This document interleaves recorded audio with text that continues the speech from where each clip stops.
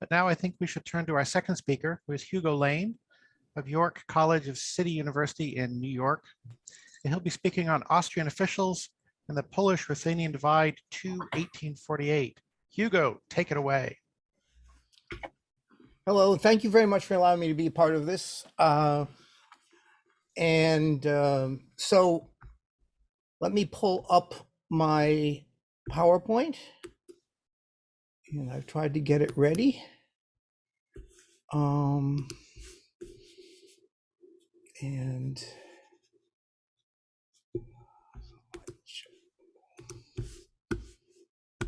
So there we go. That's about the most famous picture of Lviv or Lemberg in the first half of the 19th century.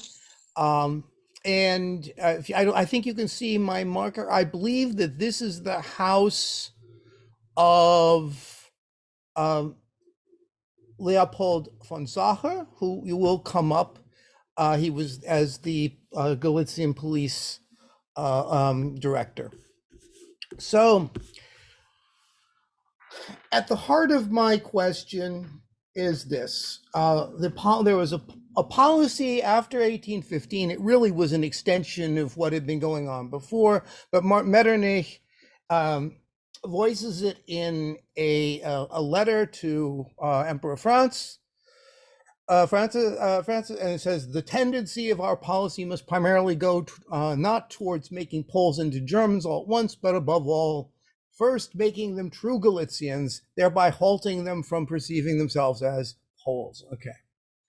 So, and then in 1848, that's not what the Austrians do at all. The Austrians, the Ruthenians show up on the 19th of April, which is exactly 1 month after a united group of representatives of Galicians. There were Greek Catholics, there were Jewish members of the local Jewish community. There were, of course, Roman Catholics, and they all went to Vienna together to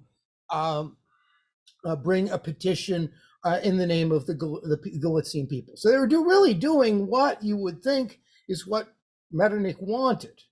But 1 month later, the Ruthenian leadership, or really the Greek Catholic leadership, presents a petition to Stadion, which he greets, and the quote here, "We Galician Ruthenians are part of a great Ruthenian people that speaks the same language in numbers of 15 million, of whom 2.5 live in Galicia," is from a manifesto that was printed in the first Ruthenian language newspaper called Zoria Halitska, and that's in its first issue. I will note that this newspaper was subsidized by Count Franz Stadion, so with Austrian support. And this gets to the question: what happened to reshape how Austrian officials were looking at Galicia and Galicians, from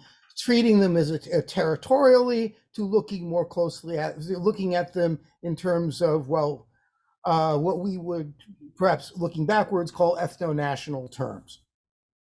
So what happened? What changed, as I would ask my students? And that's what this paper is about, or what this presentation is about. The first explanation, of course, would be that officials were simply reacting to changing reality on the ground. That is to say that the Ruthenians appeared. They said, no, we're not Poles after all. You just didn't understand that. And the Austrian officials are, looking at this and saying, well, I guess that's the way it is, so we're going to do this. And I will point out that exploring why that is, or the possibility that the Austrian officials had something more to do with this than simply, again, saying, okay, that's the way it is that during 1848 and subsequently, some Poles would make the claim that Ruthenians had been created by Stadion and therefore it poisoned the well. Although interestingly enough, I've never seen any history work by Poles that really went into detail about this. They've been quite satisfied to treat this as simply stadion. And then there are contradictions about this. Of course, if you look at the standard national historiography, the 1830s, you'll start seeing it in the 1820s. We'll talk about that in a moment. But in the 1830s, you have the Ruthenian Triad, who become the symbol of the earlier heritage gathering, Ruthenians interested in promoting a distinct Ruthenian culture. But a big problem there is that they are utterly suppressed by the Greek Catholic hierarchy. And that remains true until 1848. And so one of the issues that gets easily swept under the rug is, why did the Greek Catholic hierarchy change its I've got their mind, but really it should be its mind as I look at the grammar now. And so that's a question. And then there is evidence that Austrian officials had already made the decision to attempt to divide Poles and Ruthenians, or Galicia, into Polish and Ruthenian areas before 1848. And specifically, there in 1846, after the Krakow and West Galicia uprising, there is, and of course, the Jacquerie that also is part of that in the Tenopol region, and Metternich writes a memorandum, says, yeah, we've got or at least a personal memorandum. It doesn't ever become official policy, that we need to split Galicia into two parts, into a Polish and Ruthenian section. And he also goes on to talk about the utility of creating more, recognizing more Slavic nations as a way to ease this possibility of them becoming German. So if we divide them up, make them smaller, then they're going to become German more easily. So that's sort of what's going on. And of course, Stadion, you may recall, who was the governor. Franz Stadion was the governor in the coastland provinces until he's called up to go back to Galicia. He'd done some early work there in the 1830s, late 1820s, and early the 1830s. He's called to resolve the problems after the 1846 rebellion, and it seems very clear that he went there with the intent to begin that divide, and we'll talk about, hopefully we can talk about that. But those are some reasons why that explanation doesn't cut a lot of mustard with me. Also, I should just generally say, this notion that the Austrian bureaucracy were kind of passive players, or sort of limited in, oh yes, well, this could be good for us, Stadion going on then to call for the abolition of serfdom and such, that this really denies the agency of these officials themselves and what they've been doing over the past 75 years, if you go back to 1772, but certainly since 1815. Oops, let's go back. So a little bit of background to this. Oh, this is, oh, there, that's a bit better. So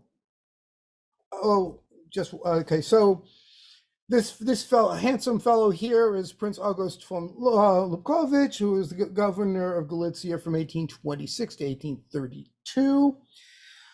And he is often portrayed as the most pro-Polish of all of the governors in this period. And he is kind of notorious for having shown up at the opening of the 1828 Diet, wearing a Polish noble costume and claiming that he was of Polish descent and that this was part of this. And I think that what is often missed is this is really part of a campaign to promote that Galician identity, to get people to see, oh yeah, see, you can mix your being Galician or being Polish with being your Polish heritage with being part of being Galician now. And he also was the person who finally got the university to open up to create the long promised chair, although that process had been going on for a while. He has successfully also campaigned for a reduction of taxes before he became governor, at least some of the surcharges that were at that time being levied to deal with the debt, the war debt. And then comes the November uprising. And if you are familiar with Novoshko's book, you know that he was seen as having, he came down on the side of the Austrian bureaucracy that was sympathetic to, and perhaps overtly so in his case, sympathetic to the Polish kingdom rising against the Russians. And during that time, although there were official proclamations about not allowing people to cross the border, he really did not enforce that. Neither did the police official at the time. And so you get about 165, 175, depending on who you're counting, young Galicians who cross over the border and fight in the November uprising. And interestingly enough, when it's all over, they all come back, except for three, two of whom were Austrian officials. One of the Austrian officials, the father, had actually been one of the most strident opponents of this lenient policy, and he'd call for all of these Poles to be arrested and such. So that's kind of an interesting irony there. And so, but we should also say that despite that, there had been no real irredentist sympathies. The Polish kingdom attempted to stir up some interest in connections in the 1820s and was unable to do so. So really, Galician identity, if it wasn't necessarily functioning the way the Austrians would have liked, that is to say, becoming more German, it was definitely directed towards Vienna. Meanwhile, what's going on with Ruthenians? And so if you read Ruthenian national historiography, this period up to 1830 is sort of the vague beginnings, and it starts with Mikhailo Levitsky. He was still actually the bishop of Przemysl, when a decree comes down from the Austrian government calling for primary school to teach literacy, and the primary schools were to be set up in parishes. And the Greek Catholic hierarchy says, we're not teaching Polish to this kid. And it's understood that the national language they're speaking about is Polish. And this kind of really freaks out the Austrian officials, who all the way to Vienna, worrying that, oh no, they're talking about Russian.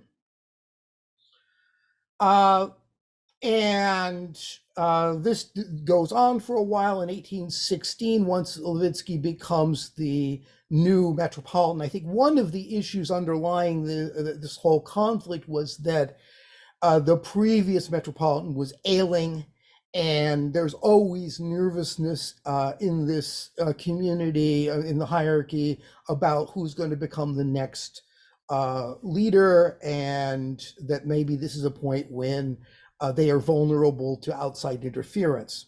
In any case, the debate goes on, and he founds this organization called the Clerical Society for the Enlightenment of the Nation, and he refuses a deal that the Austrians make to say, well, you could use Ruthenian or here and there, but also use Polish. And he refuses that. The officials then say, no, we're going back to the original plan. And he appeals to the emperor, who basically goes back and says, yes, Levitsky's right. And what's all interesting about this, of course, it looks like, oh, he's really going to defend this is really about national culture. Well, this is the problem. It isn't. In a letter to Count Zaro, he writes, who's based in Vienna, and Levitsky spent quite a bit of time in Vienna, by the way. I didn't mean to say decades, but he did spend several years there. So he is saying, no, this is really just about, we don't want peasants to be exposed to the Latin alphabet. And whether this is because of worries about being exposed to Roman Catholicism, or if it is simply about a hierarchical understanding of language, in which there's a linguistic term right now is escaping me, but a diglossal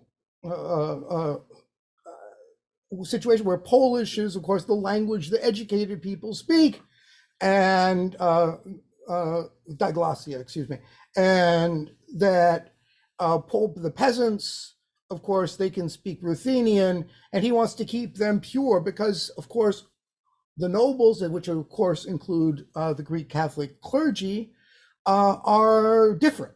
And that is actually imposing an old regime understanding of culture. And in fact, although in the 1820s, some books are published, he does sponsor some schools, quite a number of schools. If you look at what the creation figures, but a lot of these are neglected and they are temporary. But more importantly, while there are some basic school books published, he doesn't really encourage any development of Ruthenian as a language of communication, and in fact suppresses the grammar by a guy named a figure associated with the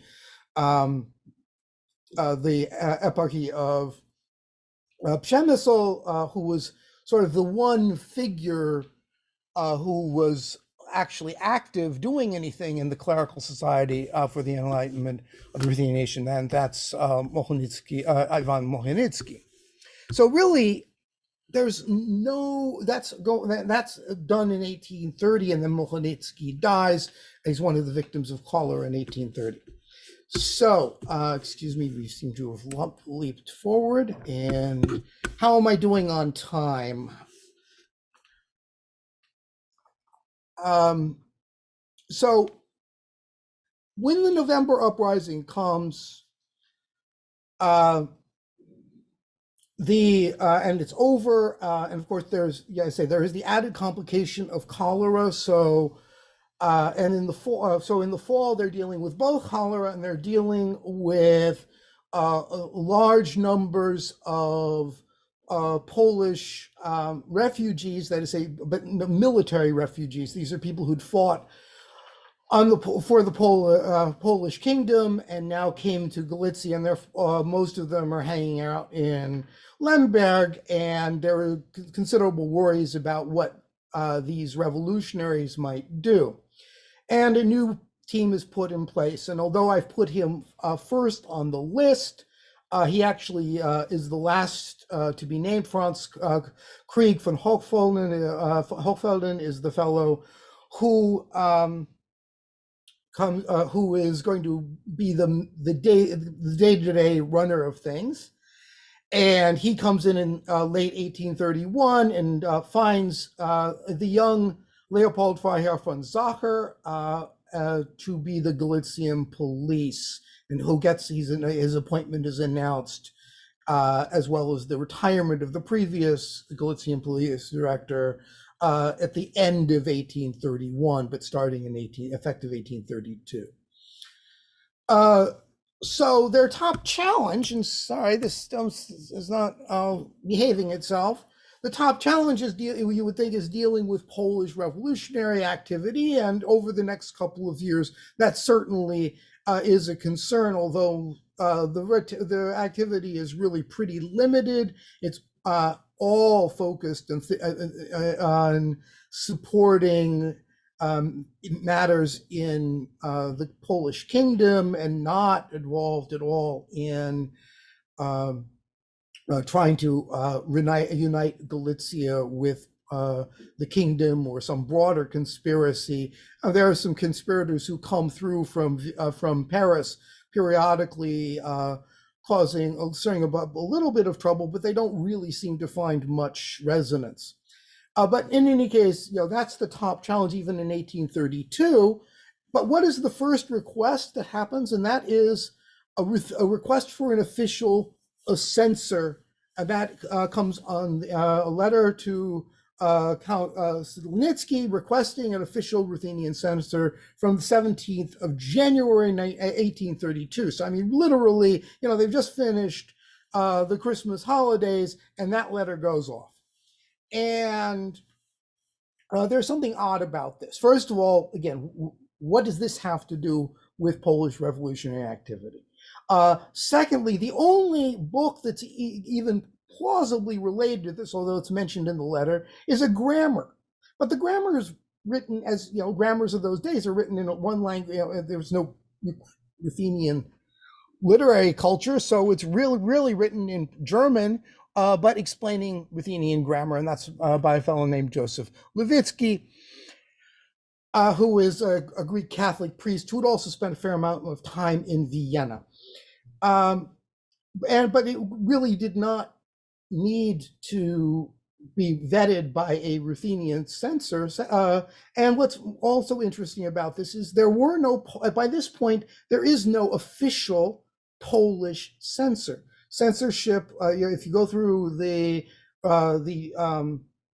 directories, the annual directories of who's who, after 1827, there is no such post. They just are using whoever they seems to be appropriate in the police office. And of course, they fall back on particular people, as we'll see, but this is not, it's a strange request to be asking, why do they need an official censor for Ruthenian when they don't need one for Polish? All they need is somebody who can read Cyrillic, really. And just to put a finer point on it, the very next year in 1833, a book by this point, a newly recruited member of the Galician bureaucracy himself, Wacław Zaleski, had published a book collecting Polish and Ruthenian folk songs using Polish orthography, and it sailed through the censorship review press. So there was no need, even though there are these odd Ruthenian words showing up here. There was no difficulty there. So there are a lot of reasons to be suspicious about that particular censorship issue. And then we get to the big event of the 1830s, which of course is the so-called Ruthenian Triad. I've only got Szaszkiewicz, Makian Szaszkiewicz's picture here, but of course there were two others, Ivan Vihilevich and Yakov Holowatsky. But we'll focus on Szaszkiewicz today. He was the main author. Most of the poetry in the book, I think all of the poetry in the manuscripts that were submitted by them were by him. And he was the person who submitted the first of the manuscripts, which was called Zoria, again, is meaning morning star, of course. And that's in 1830, in May of 1834. Interestingly enough, he brought it in, and then, according to Holovatsky's memoir, he ran in with another text to add to it, which was a little essay about Bogdan Khmelnytsky, the Cossack leader, which is kind of an odd thing because, apart from a brief siege of Lemberg, he's really not associated that much with Galicia. But he, according to Holovatsky, ran to the censors and brought this in. And no sooner does it get to the censors there in Galicia, and it almost immediately is sent off to Vienna. And so this is 1830, in the summer of 1834, where Kopitar is given it to look over, and he's kind of wondering, why are they sending this to me? He asks, don't you, there's this essay about Khmelnytsky. There's also a poem about Khmelnytsky here. And that kind of worries me. That might have an effect on Polish relations with Polish speakers. But I can't tell that from here for Anna. Why aren't you using people that there to vet this? And eventually it gets sent back. And back in Lemberg, it is reviewed finally by the Greek Catholic hierarchy, including a man that Zacher had already singled out as a possible as a possible censor. He'd written Slonitsky about this a while back. And they come to he and also the Greek Catholic Metropolitan Levitsky come to the conclusion that this is not publishable. It's secular. It is written, and it's not only are they using the vernacular, that is not the book, the old Ruthenian book language, which looks a lot more like Russian of the pre spelling reform Russian. But they're also using the modernized Russian script, the Grajdanka form. So all these are the things that they worry about. And they say, no. They don't mention anything about the Khmelnytsky article or any problems there. They just suppress it. And that's that. I want a couple of things to be pointed out here. The manuscript was... Hugo, you are running out of time. Okay. Well, let me just speed up. Do I say running out of time? Is that 2 minutes or 3 minutes or what? You have 4 minutes and your time is totally up. Oh my goodness. Okay, so let me, this is Zabritsky. He's another figure that the Austrians promote and encourage to write, and he actually dedicates a book to Zacher. Concluding thoughts of that are probably not going to make as much sense as I hoped they would, because you haven't heard everything I'd like to say. But why were the Austrian officials interested? One, in the Ruthenians, why were they promoting them actively? And they keep on sending things to Vienna every time, no matter what. They send it to Vienna for them to look over. But I think part of it is a sincere belief that the Ruthenians represent a distinct political community. Underneath that, there is an anxiety about Poles and the misreading of Galician society as a whole.